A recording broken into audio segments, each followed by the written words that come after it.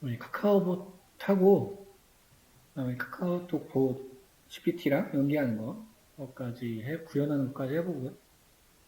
그러니까 사실 여기에는 굉장히 많은 거를 할 수가 있어요. GPT 연계뿐만 아니라 우리 저번에 했던 거 챗봇도. 근데 그거는 이제 개인적인 챗봇인 거고 카카오 챗봇하고 좀 다르죠. 근데 이제 카카오톡 챗봇은 플랫폼이 엄청나기 때문에 굉장한 장점이 많아요. 그래서 이제 한 번쯤 다뤄보면은 굉장히 좋고요. 그 다음에는 크로마 벡터 DB를 할 예정입니다. 일단 에뮬레이터를 설치를 해야 돼요. 그래서 이게 그냥 구글에서 이제 블루스택이라고 검색을 하시면은 이렇게 나와요. 이제 보통 자기 OS대로 설치를 하게 될 거예요. 얘를 일단 설치를 하시면 돼요. 설치를 하는 이유는 얘가 이제 어떤 역할을 하게 되냐면 얘를 설치를 하면 안드로이드 에뮬레이터를 돌릴 수 있는 어떤 서버를 만드는 거예요. 그래서 카카오톡 서버가 운영이 돼야지만 카카오톡 봇을 사용할 수가 있습니다. 그래서 다운을 받으시면 되는데 누르시면 돼요. 지금 얘는 용량이 얼마 안 되니까 설치를 해보면 이렇게 될 거예요. 그래서 그대로 설치를 하시면 됩니다. 근데 저는 지금 여기 강의실 컴퓨터로는 서버 운영을 할 수 없기 때문에 네, 저 개인적으로 저희 집에 있는 걸로 연결을 시켜놨어요. 그래서 원격으로 볼 거고요. 이제 에뮬레이터를 동작시키면 이렇게 나와요. 그럼 내가 실제로 안드로이드 앱이 똑같이 돼요. 그래서 이제 이 두 개를 설치를 해야 됩니다. 그래서 이제 이 카카오톡을 돌리기 위해서는 이제 나의 계정이 필요한 거고요. 아이폰 쓰시는 분도 있을 거니까 플레이스토어 가시면은 있어요. 여기서 검색을 하시면 되고 여기에 카카오톡은 그냥 카카오톡을 하시면 되고 제가 역시 메신저 아이언은 영어거든요. 사실 유형이 여러 개가 있긴 한데 그냥 이제 편한 거 쓰시면 돼요. 얘랑 카카오톡은 다 아시죠? 얘는 두 개를 설치를 하시면 돼요.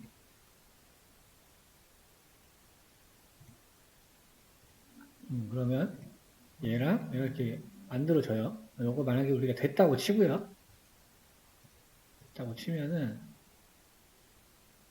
이제 여기 보시면 무슨 설정 정보 같은 게 있을 거예요. OS에.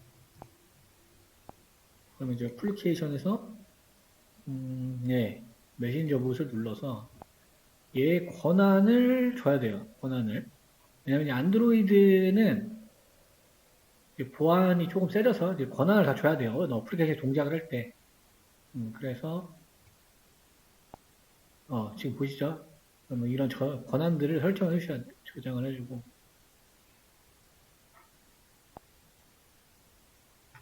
다른 거는 딱히 필요 없고. 그다음에 이제 에뮬레이터라는 거는 여러분들 뭐 그거 해보셨을지 모르겠어요. 뭐 맥북 PC에다 윈도우 올리고 아니면 VM웨어 같은 거 올리고 그런 거 해보셨나요 혹시? 아니면 옛날에 뭐 CD 게임 할 때 무슨 막 버추얼 가상머신 이런 거. 그러니까 내 OS를 쪼개 쓰는 거예요. 쪼개서 나눠서. 그래가지고 이 메모리를 좀 할당을 해줘야 돼요. 그래서 내 컴퓨터에 있는 거에서 메모리를 줘야 돼요. 저는 제 컴퓨터가 16기가짜리인데 그거 높이 줬어요. 4기가를 할당을 줬어요. 왜냐면 가끔은 꺼지는 경향이 좀 있어요. 에뮬레이터다 보니까. 그래서 만약에 에뮬레이터 사용을 안 하시려면은 공기계에다가 이렇게 똑같이 세팅을 하시면 돼요. 그리고 걔만 계속 와이파이 연결해 놓은 상태로 계속 유지가 되면은 카카오톡 서버가 계속 돌 수 있는 거예요. 간단하게 보시면 되고 저는 조금 볼게요. 그래서 동작을 이제 어떻게 해야 되냐 제가 한번 테스트를 한번 해볼게요. 습도, 풍속 이런 게 실시간 나와요. 이런 것들이 이제 코딩이 되어 있는 거예요. 간단하게. 그 다음에 또 이제 어떤 기능이 들어있냐 날씨랑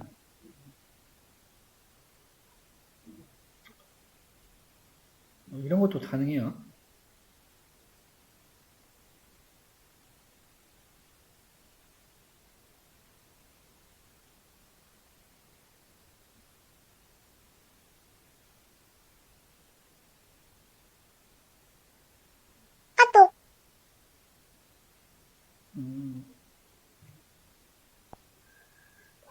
코드를 봐야 되겠는데.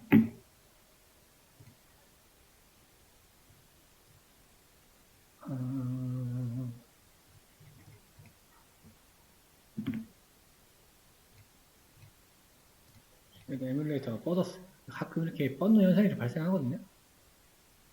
네, 다시 켜주면 되고.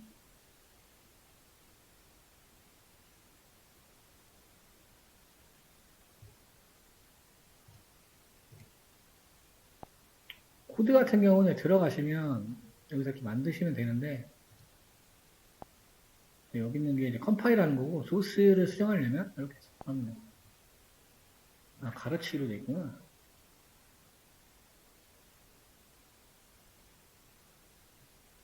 그래서 얘한테 코드로 가르칠 수도 있어요. 내가 코딩을 안 해도 보다트에 어떤 명령을 내릴 수가 있어요. 지금 제가 뭘 가르쳐 놨는데,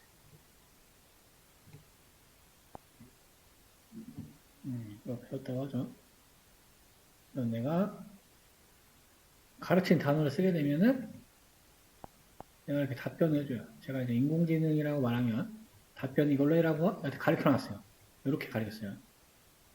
내가 이렇게 카카오톡 봇이 답변하는 게 이 부분이죠, 지금. 이렇게 답변할 수도 있어요. 그리고 GPT 같은 경우에는 질문이라고 제가 해놨어요. 그래서 슬러시 질문,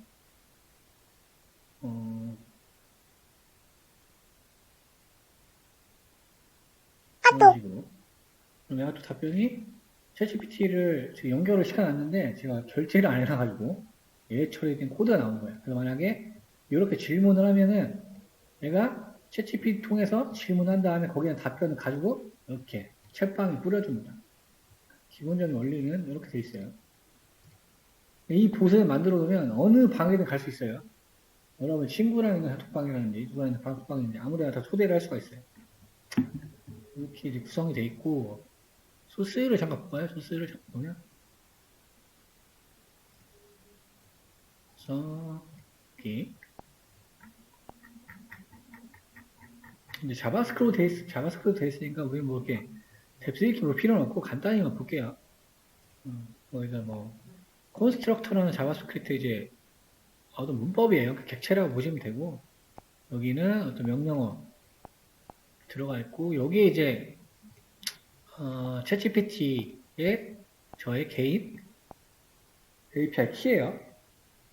그래서 기본적으로 이제 들어가면 구성이 되어 있을 거예요. 근데 이 소스는 제가 오늘 폴더에다가 그대로 얘를 컨트롤 이거 구해서 올려놨어요. 그러니까 나중에 쓰실 때 이 부분은 자기 본인 개인 키로 바꾸셔야 되고 이제 거의 비슷해요. 파이썬 문법이랑 펑션이라고 있고 챗GPT 리스판스 얘는 챗GPT 리스판스를 어떻게 받느냐 여기 있는 것들은 규격들은 다 서버에서 정의된 거예요.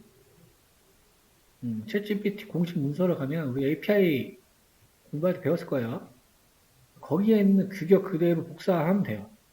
뭘로 설정하냐? 자바스크립트로 설정을 해서 복사하시면 되고 요게 이제 챗GPT의 타겟 URL이 될 텐데 어떤 모델을 사용할지에 대해서 주소가 달라질 거예요. 그래서 내가 원하는 모델을 여기에 넣어주시면 돼요. 나머지는 건드릴 필요가 없고요. 그 다음에 스테이터스 코드는 알고 있죠. 200이면 정상 응답 받았다는 거고.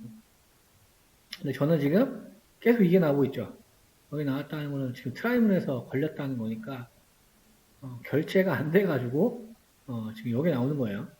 호출은 정확히 들어갔지만 챗GPT에서 결제가 안 돼 있어가지고 얘가 리턴을 안 해주는 경우. 여기가 챗GPT를 다루는 코드고요. 여기서부터가 이제 카카오톡 다루는 코드라고 보시면 돼요. 그래서 이거는 좀 간단해요. 그냥 어떤 방이냐.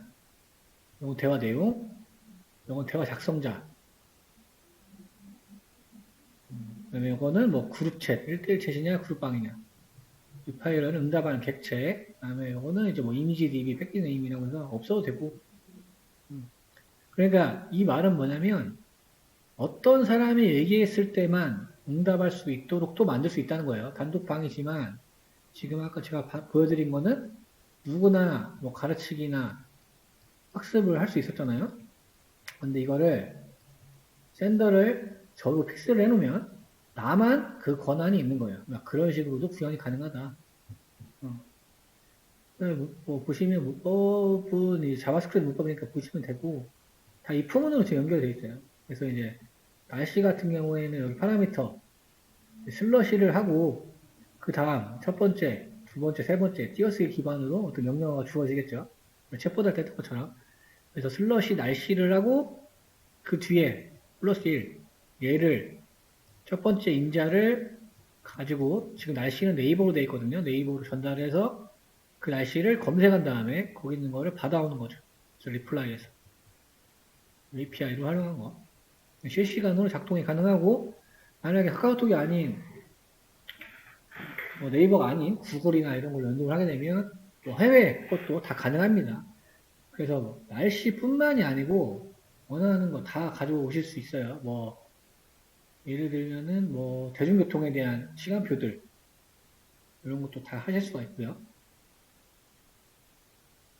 굉장히 많은 걸 할 수가 있어요.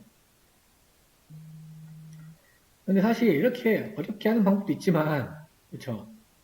굉장히 간단하게 질문해놓고 챗GPT에 연동시키는 것도 가장 좋겠죠. 왜냐하면 여기서는 어떤 말 해도 다 얘가 받아서 알려주잖아요. 여기에 그러니까 지금 뭐 현재 대전시의 온도는 하면 얘가 구해서 알려준단 말이에요. 그렇게 하셔도 되고 이거는 본인 스타일이에요. 내가 어떻게 만드냐에 따라 다른 거기 때문에. 근데 제가 좀 해보니까 에뮬레이터보다는 실제 공기계로 하는 게 좀 안정적인 것 같아요. 에뮬레이터가 생각보다 잘 뽑거든요. 근데 이거는 어떻게 우리가 할 수 있는 영역이 아니에요. 이 툴에 대한 문제인 거지. 컴퓨터 스펙의 문제도 아니에요. 그냥 조금 에뮬레이터 한계라고 보시면 될 것 같아요. 요 부분이 이제 챗GPT로 가는 거죠. 그래서 여기서 지금 챗GPT 호출하는 부분이 있고, 호출한 다음에 리스판스 받아가지고 챗봇이 응답하게 만드는 거예요. 이 부분은 제가 보여드린 거, 어떤 단어를 입력했을 때 얘가 어떤 답변을 하게끔 가르치는 건데, 이렇게 해놓으면은 우리가 소스 수정을 안 하고 그냥 챗봇 대화방에서 한 걸 가지고 얘가 그대로 이 에뮬레이터에 있는 SD카드라고 하면 여기에 어느 공간에 그걸 저장을 해놔요. 나중에 불러올 수도 있고 제거도 할 수 있습니다. 그래서 약습시킨 거를 지울 수도 있고 제가 조금 재밌는 것만 조금 해놨어요. 예전에 저도 막 여기에 여러 가지 기능을 했었는데 뭐 챗GPT가 나오니까 별로 그렇게 어렵게 해놓을 필요가 없더라고. 요거는 이제 날씨를 받아서 처리하는 부분. 여기에 이제 타겟 주소가 되겠죠? 여기에는 이제 또 도시의 이름이 될 거고요. 뭐 전국 도시 원하는 거 다 돼요, 다. 이거는 뭐 여기에 뭐 미세먼지 정보나 대기 정보 이런 거 다 가져올 수 있고요. 어떤 API든 다 가져올 수 있습니다. 왜냐하면 API 규격이나 문서를 다 제공하기 때문에 거기서 거기에 보낸 다음에 리스판스만 받아오면 되는 거예요. 카카오톡 보시. 얘는 받아서 카카오톡 보수로 전달해주는 역할밖에 없는 겁니다. 되게 간단하죠. 코드는 이렇게 구현되어 있어요. 그래서 이렇게 여기에 이렇게 활성화 버튼이 돌아가고 있으면 동작하고 있다는 뜻이에요. 이렇게. 얘는 컴파일하는 거, 뭐 이런 것들이 있고 굉장히 심플해요. 될 것 같고 챗GPT는 나중에 여기 나와요. 그래서 여기 API를 설정하시면 돼요. 저희 두 개를 만들어 놓고 여기 크리에이트로 만들면 되겠죠?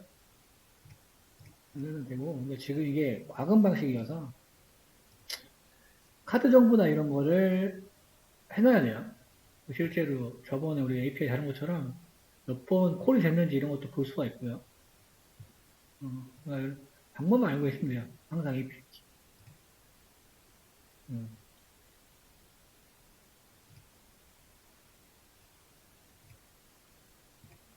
그 모델을 뭐 GPT 3.5 터보로 할 수도 있고 4.0으로도 할 수도 있고 이거는 이제 다 비용에 관련된 측면이니까 그렇게 선택을 하실 수도 있고 만약에 이걸 안 쓰고 다른 API가 있다고 하면 뭐 코GPT나 아니면 사내에 구축한 게 있다고 하면 그거를 타겟으로 해서 사용을 하시면 돼요.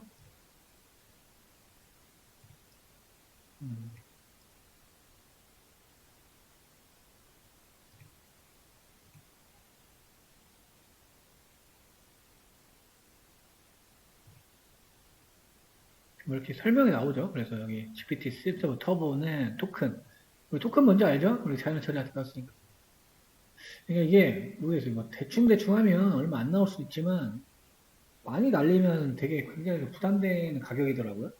그러니까 그런 걸 좀 염두해 주시고.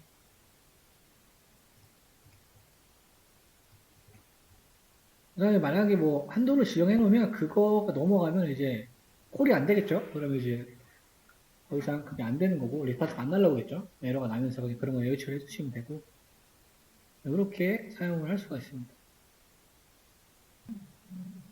데이터베이스라는 거, 데이터 저장할 수 있는 툴이나 시스템들이 되겠죠.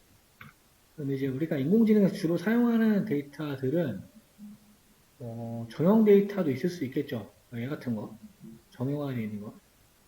비정형 데이터도 있을 거예요.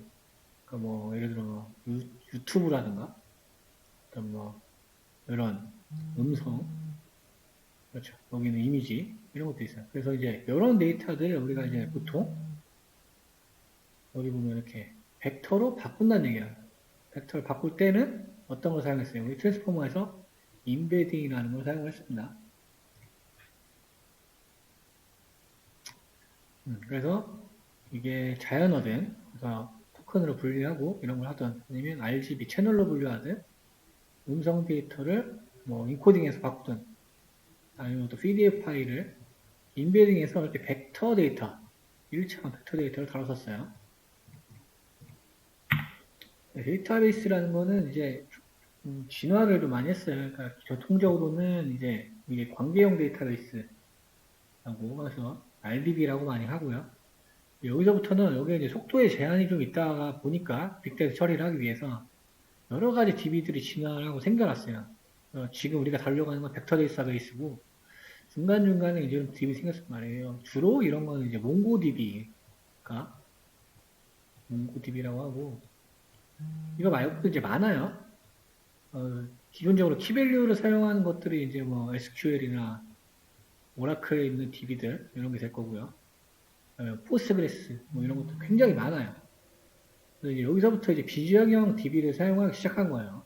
빅데이터 처리를 하기 위해서. 그래서 실제로 여러분들이 현업에 가다 보면 이렇게 막 국가에서 구현해 놓는 엄청 많은 데이터셋, 조단위로 돼 있는 데이터베이스들은 또 이걸로 돼 있는 게 많아요. 왜 그러냐면 얘가 무료기도 하고 그래서 공공의 이런 데 많이 쓰고 비정형 데이터를 다룰 수가 있어요. 그러니까 RDB가 아니고 얘는 그래서 NoSQL이라고 합니다. 여러분들이 뭐 어떤 공고를 본다던가 용어가 나왔을 때 이런 용어가 나와 있으면 얘는 관계형 DB가 아닌 데이터베이스다라고 생각하시면 돼요. 이제 인공지능에서 조금 뚜렷이 핫해진 게 요거. 우리가 알고 있던 벡터, 그다음에 여기 거리에 대한 개념이 좀 뭐가 들어있겠죠. 이렇게 진화됐고 얘가 이제 포스트그레스 DB거든요. 코끼리 모양 있는 거. 얘는 전통적인 관계형 DB를 가지고 있어요. 아이디와 어떤 뭐 기본 키, 테이블을 조인하고 이런 것들 우리가 이제 이거는 판다스 할 때도 많이 해봤었죠.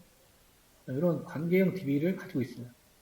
그래서 얘 같은 경우는 전통적으로 쓰이고 있지만 아직도 많이 있지만 빅데이터를 처리할 때는 조금 속도가 느린 단점이 존재하겠죠. 그래서 이런 식으로 이루어진 게 이제 RDB. 그다음에 이게 이제 몽고DB가 되겠죠. 몽고DB. 제이슨도 있고 뭐 비슨도 있고 이런 개념들이 등장을 합니다. 그래서 문서 같은 것도 연결이 돼 있고 이런 식의 DB가 등장을 했고요. 근데 이게 이제 벡터겠죠, 벡터. 그래서 거리 여기가 지금 2라고 치면 5고 여기 6이다. 교집합된 영역도 있을 거고 여기 이제 벡터 DB의 약간 흐름도 구성도 약간 형상화한 걸 보시면 되고요.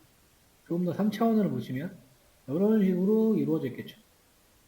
그래서 어떤 애플이라는 단어와 바나나인 단어가 이렇게 위치해 있다고 치면은 실제로 뭐 거리가 있겠죠. 우리가 직관적으로 생각했을 때 알파벳 순서 차이가 몇 개 없으니까 뭐 그렇게 생각할 수도 있고 그렇죠. 얘는 또 여기 있죠. 아티클이라는 거 여기 있고 매거진이라는 단어 여기 있고 그러니까 이렇게 어느 공간에 얘가 위치해 있다는 거예요. 그럼 우리는 이 벡터의 값을 가지고 또 DB에서 어떤 데이터들을 조회하고 저장하거나 꺼내올 수 있거나 이런 거 작업들을 할 수 있다는 거예요. 예를 들어 뭐 아티클이라는 글자가 있고 여기 어떤 네임, 뭐 헬스프레소 오브 애플 하고 서머리, 뭐 작가 네임이 있고 보니까 뭐 아티클, 네임, 헬스 이런 단어들이 있었어요. 아티클에 얘를 이제 다 인코딩이라는 걸 통해서 이렇게 일체적 벡터로 바꾼다는 얘기예요. 우리가 많이 다뤘었어요. 이게 벡터라이제이션 얘기하는 거죠. 그렇게 돼서 이렇게 거리를 구할 수 있다는 거예요. 이런 객체가 있다고 하면 여기에 있는 단어들의 거리. 실제 DB를 제이슨으로 보면 이런 식으로 구성이 되어 있어요. 보면 뭐가 있나요? 거리 값이 있죠. 거리 값.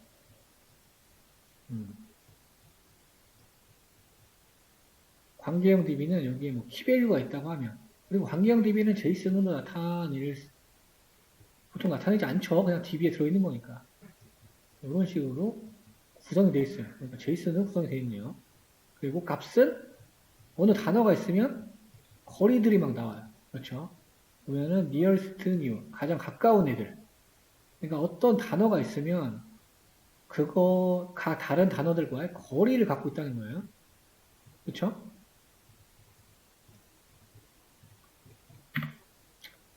우리가 아주 많이 했던 클라디안 거리, 얘는 직선 거리를 생각을 한다면 코사인 시뮬레이터, 코사인 유사도는 세타를 의미하는 거죠.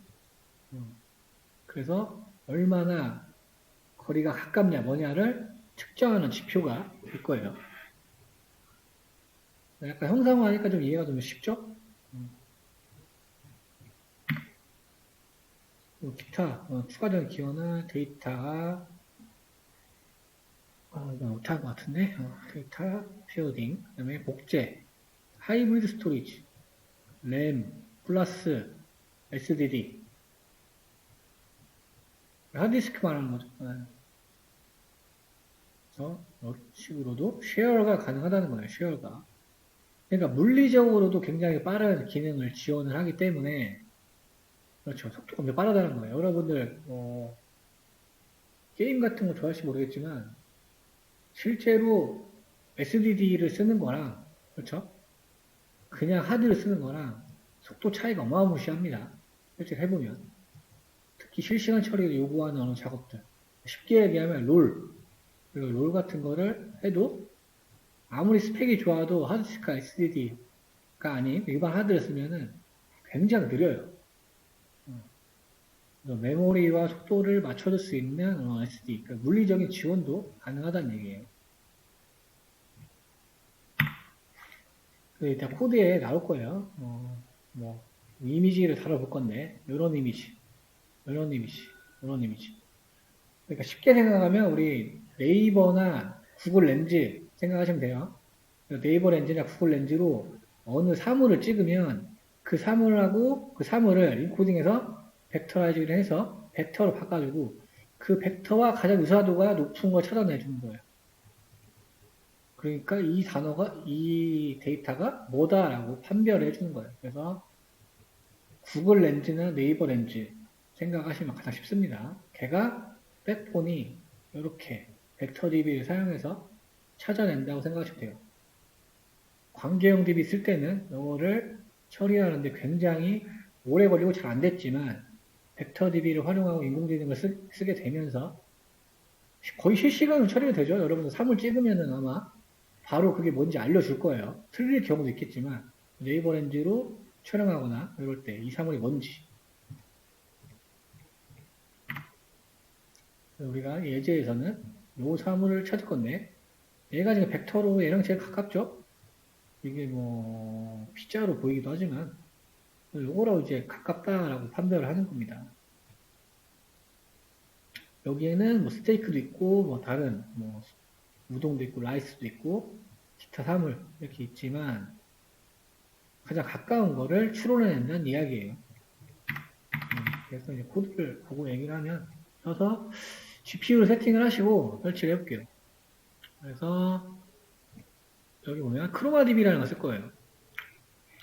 트랜스포머랑 벡터 DB를 다루는 DB가 여러 개가 있긴 한데 그 중에서 우리는 벡터 크로마 DB라는 걸 사용을 할 거고 엄청 빠른 이미지 검색. 그러니까 내가 어떤 이미지를 사진을 촬영을 하면 걔가 뭔지를 판단해 주는 게 되겠죠.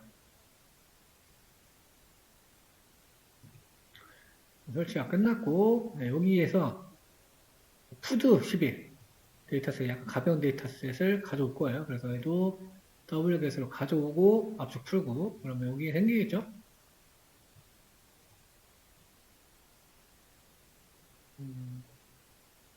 원집을 했는데 뭘로 풀린 건지 모르겠네.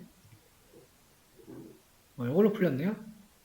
그래서 이렇게 하나, 둘, 셋, 넷, 다섯, 여섯, 일곱, 여덟, 아홉, 열, 11개 11개 음식에 대한 이미지 데이터가 되겠네요.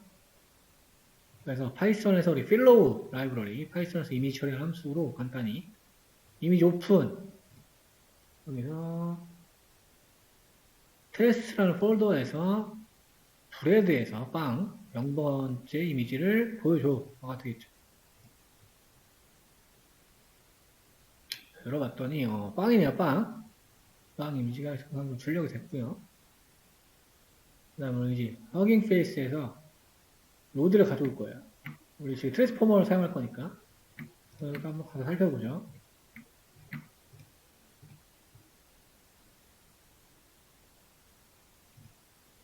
그래서 이 모델을 사용할 거고 우리 자연어 처리 관련된 모델은 허깅 페이스가 거의 주라고 말씀드렸어요. 그래서 비전 트랜스포머 이걸로 된 인코더 모델이고 볼트와 유사하다 그런 설명들이 있어요. 가져오는 방법들 사용을 하시면 돼요. 간단하죠? 그냥 상당히 가벼운 모델 이고요. 그래서 비전 트랜스포머 사용해서 우리 전약습된 모델, 이게 모델명이 되겠죠? 이걸 로드를 합니다.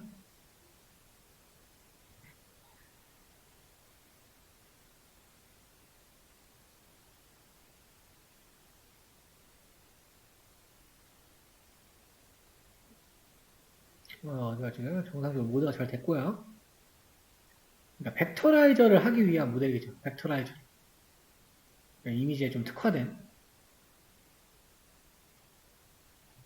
그래서 피처 익스트랙터, 이게 지금 위에 있던 모델이니까 모델에다가 이미지는 이미지로 바꾸요. 투쿠다는 GPU로 보낸다는 얘기고 리턴은 텐서는 PT, 파이토치 아웃풋은 모델 그 다음에 여기 지금 더블 언스코어 되어 있으니까 딕셔너리 4개 변수 여러 개를 다 받을 수 있도록 만들어 놓고요. 인베딩이라는 변수에 틱태치에서 CPU, 넘파이 보내고 스키즈는 1차원을 펴주는 거죠. 인베딩, 벡터로 인베딩 해야 되니까 1차원 벡터로 나와야 되니까 그래서 인베딩 해주고요. 여기 보면은 인베딩 데이터 지금 1차원이죠. 1차원 그래서 봤더니 384행 1열짜리 벡터인 거죠. 만들어놓고 여기 이제 크로마DB 크로마DB는 임포트 기본적으로 제공을 하니까 가져오시면 되고요. 이제 보통 데이터베이스는 우리가 다음 시간 MLOps 할 때도 배우겠지만 DB를 설치하는 쪽이 서버가 돼요. 서버. 나는 이제 클라이언트가 되는 거예요. 내가 여기에 접속을 하는 거예요. 그러니까 실제로 DB 서버에 이렇게 벡터들, 우리 벡터 DB 할 거니까 저장이 되어 있는 거고 나는 클라이언트가 돼서 여기에 DB를 접근해서 조회하고 수정하고 이런 작업들을 한다고 생각하시면 돼요. 그래서 지금 클라이언트 접속을 하기 위해서 DB에 푸드스라는 어느 콜렉션 그러니까 관계형 DB로 보면 어느 테이블을 만드는 게 되겠죠. 글로브로 우리 아까 위에 있던 거를 접근해서 모든 이미지를 벡터화하겠다. 뭐 많지 않네요. 110개가 있고 일단 110개 로드를 했고요. 왜냐하면 아까 11개 폴더였잖아요. 그러니까 각각 폴더에 10개씩 들어있다는 의미가 되겠죠. TQDM은 우리 진행 상태를 보여주는 라이브러리고요. 인베딩, 메타데이터, IDS는 각각 배열 초기화 시켜놓고 인업데이트 리미디스 받아오면 I는 이제 0번부터 진행하는 정수가 될 거고 이미지 패스 받아와서 그 다음에 이미지 패스에서 이미지 읽어가지고 IMG로 넣은 다음에 이미지 읽어야 돼요. 그 다음에 CLS는 클래스 폴더를 구분해야 되니까 폴더를 경로로 가져오는 거잖아요. 두 번째 거. 그러니까 폴더 다음에 파일을 가져오겠다는 얘기 되겠죠. 지금 인덱싱이에요, 인덱싱. 그 다음 텐서로 여기서 모델 태워가지고 위에 똑같은 소스죠. 여기가 똑같고. 결과를 지금 넣는 거죠. 인베딩, 어펜드. 여기에다가 넣겠다. 메타데이터에는 이미지 패스와 네임들, 경로에 대한 것. 그 다음에 이거는 제가 수정을 한 것 같은데 아마 에러가 나서 수정을 하실 거예요. 진행을 했고 정상적으로 진행된 거 볼 수 있고 그 다음에 콜렉션이라고 아까 DB 만들어 놓은 거 있죠? 여기 그러니까 언제 DB에 테이블이라고 생각할 거예요. 테이블 거기에 추가해라. 인베딩은 인베딩 메타데이터는 메타데이터 IDS는 IDS DB에 집어넣는 부분이 되겠죠. 일반적으로 관계형 DB랑은 문법이 많이 달라요. 걔는 이제 SQL 문법을 사용을 하지만 이렇게 관계형 DB가 아닌 우리 벡터 DB, 그 중에 크로마 DB 사용할 때 어떤 되게 간단한 문법. 그래서 이거는 온라인상에 있는 어떤 햄버거 사진이죠. 테스트 이미지로 활용하기 위해서 이렇게 해서 가져와가지고 이거 이미지는 아까 필로우죠, 필로우. 파이썬에서 오픈 리퀘스트로 웹에서 접근해가지고 가져온 다음에 컨버트 RGB. 왜냐면 이제 필로우에서 다루는 RGB 체계랑 파이썬에서 쓰는 필로우나 체계랑 오픈시브에서 다루는 체계랑 다 달라요. 그러니까 체계를 확인하기 위해서 여기서 지금 RGB 체계를 활용을 하니까 CV2는 다른 체계를 사용을 합니다. 순서가 달라요. 그래서 통일시켜 놓는 건 RGB 체계로. 근데 지금 뭐 에러가 나네요. 잠시만. 일단 처리를 좀 할게요.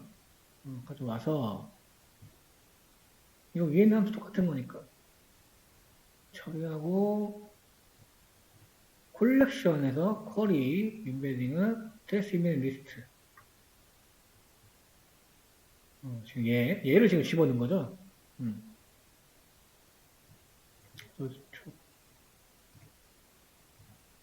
그랬더니 지금 IDS가 파일이 100파일이 나오면서 디스턴스 지금 나왔어요. 거리가 나오는 거리? 메타데이터는 보니까 빵이고, 여 경로에 있는 사진을 의미하는 거예요, 지금. 햄버거 넣었을 때, 딱 봐도 직관적으로 햄버거가 일단 빵이니까 브레드 계열에서 나온 걸 알 수가 있고요. 약간 이미지 자체에서 채소도 들어있다 보니까, 베이스 테이블에서도 어느 사진이 나왔어요. 거리를 봤을 때는 얘가 제일 가깝죠. 그러니까 지금 브레드 8번이 가장 유사도가 높다는 의미가 될 거예요.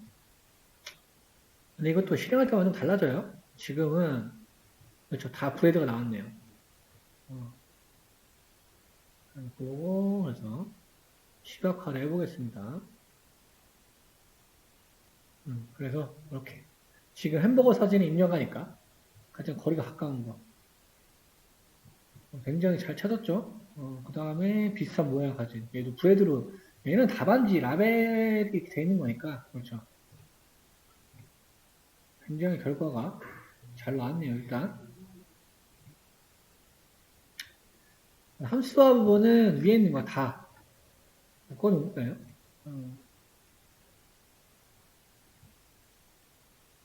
얘도 접근을 하나 봅시다. 이미지가 뭔지 일단 확인을 한번 해보죠. 그래서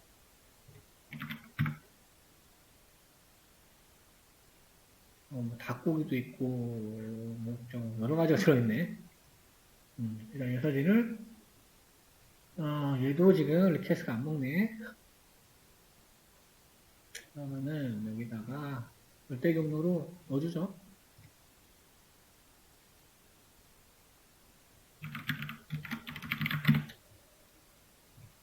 테스트를 받은 다음에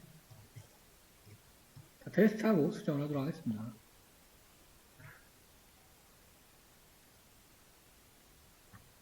그런데 저 이미지가 이미지 오픈을 시켜야 되니까 어디 갔어?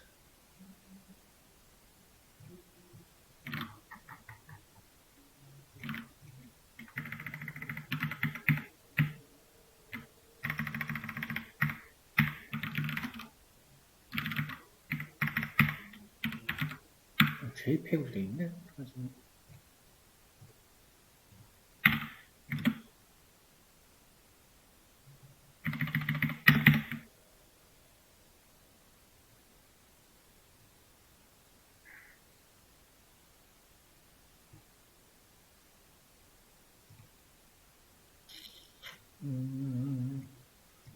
왜 이렇게 커? 아, 제가 지금 화면에 커서 그럴 수도 있어.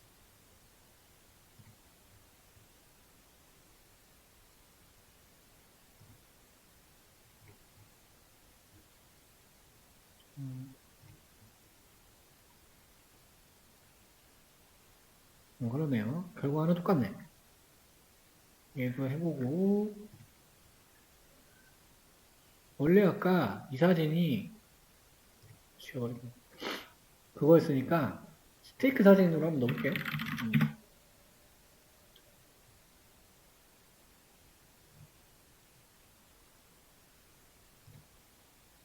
사진이 여기 화질이 엄청 좋네요, 여기. 네, 화질이 장난이 아니네.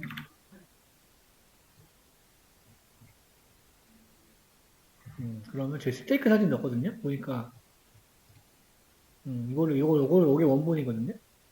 근데 여기 왜 채소도 있다 보니까, 이제 약간 이런 느낌으로 나온 거 확인할 수가 있고. 여러분이 원하는 사진 이렇게 넣어서 테스트 한번 해보세요.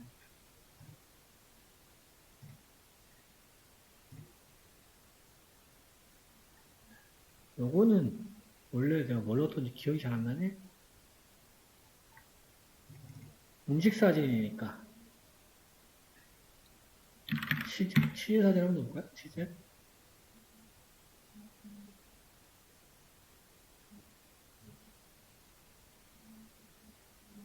그러니까 여러분이 이 들어가는 인풋만 함수로 짜가지고, 그렇죠? 예를 들어 카메라에서 찍은 거를 보냈다고 생각하면 되지. 보낸 거를 여기다 받아서 넣어주면 끝나는 거예요. 그냥 간단하죠? 거기에 이제 그런 관점이 시스템에 대한 관점인 거고,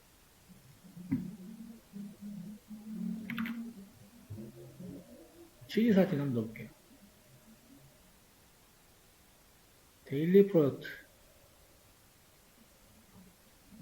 넣어서 테스트 해보시면 됩니다. 경로가 문제였으니까 다른 거는 문제 없을 것 같아요. 경로에서 아마 그 자바스크립트로 막아놓은 것 같아요. 접근 못하게.